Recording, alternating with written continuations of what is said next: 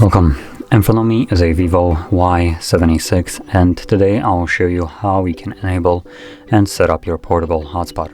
So to get started, let's pull down our notification panel and locate the hotspot, which for me is right here in the corner. Now this is the default location of all the toggles, so hopefully you can find yours in the same exact place.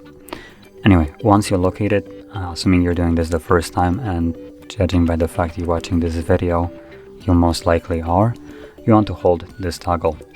This will quickly take you to the settings. So from here, simply select Wi-Fi hotspot, and what I recommend doing, and the only thing that I recommend doing here for majority of you, is selecting the hotspot password and completely getting rid of this one, because it is just hot garbage, and setting your own. Now the password doesn't need to have at least 8 characters in length. That can be letters, numbers, it doesn't really matter, at which point you will be able to save it.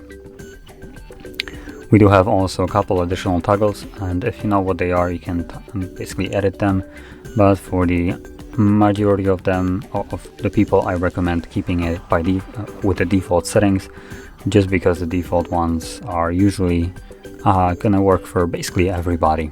So this is kind of like the foolproof method.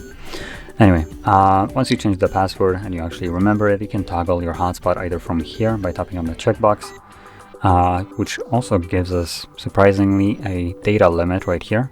So we can set a cap on how much data can be used by the hotspot when it's active. Honestly, if you're planning just to share it with someone so someone can browse the web without actually needing to watch YouTube or stuff like that, probably 100-200 megabytes should be good enough. For YouTube, if your plan allows it, I would probably go with unlimited or something like 500 or more, because YouTube does consume a fair decent chunk of your mobile data. Anyway, from here I'm just gonna stick with the unlimited. As you can see, it is now toggled on.